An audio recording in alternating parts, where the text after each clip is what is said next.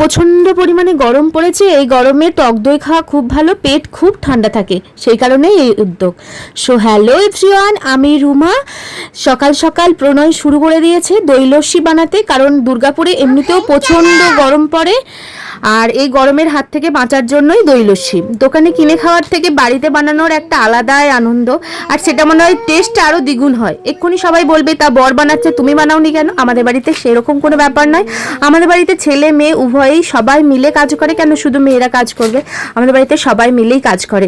তাই দই দিয়ে যে ফেটানো হয়েছিল তা আরও একটু দই লাগলো, সেই জন্য আমুলের একটু দই দিল।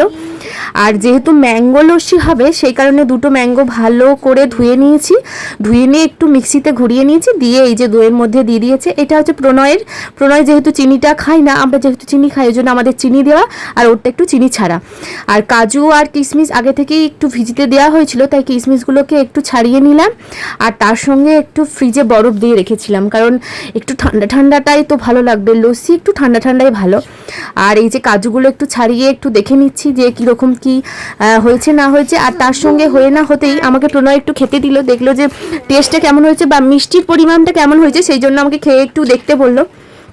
আর কাজুগুলো একটু ছাড়ানো হয়ে গেছে, এবার সবাইকে দেওয়ার পালা। সবাই কীরকম খেয়ে বলে না বলে সেটাই দেখার পালা। খেতে খুব সুন্দর হয়েছে, এবার সবার মুখ থেকে শুনবো যে কেমন হয়েছে না হয়েছে।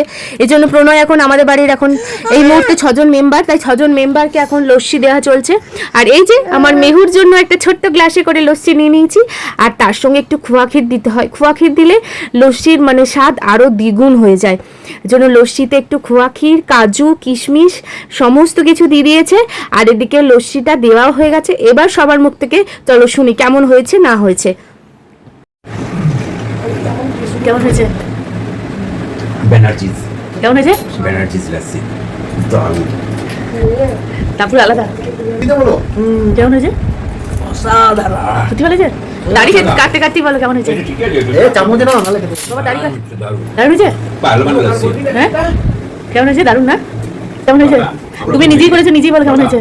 খুব সুন্দর। ভালো হয়েছে? দুটো জিনিস আনতে ভুলে গেছি। একটা হচ্ছে সুন্দর খেজুর আর ওই খোয়া ক্ষীর। হ্যাঁ ওই বন্ধ হবে। কোনটা? এই যে খোয়া ক্ষীর। কেমন হয়েছে? দারুণ। এই চামচগুলো দে। দারুণ হয়েছে। তাহলে খোয়া ক্ষীরটা খেতে পারবে না তো? হচ্ছে তো খেয়েছি একটু, তখনও ভালো লাগছিল, এখন আরো ভালো লাগছে। কি বলছো? পাইপে থেকে চামচ কত টাকা দাম? এই কত দাম এটা? এটা মার্কেটে 80 টাকা দাম ম্যাঙ্গো লস্যি। 80 টাকা? ম্যাঙ্গোটা কত? টেস্ট পাচ্ছ না? সবাই একসাথে খাচ্ছি, অত বুঝতে না দারুণ হয়েছে। দারুণ হয়েছে। ও বাবা, ও ম্যাঙ্গো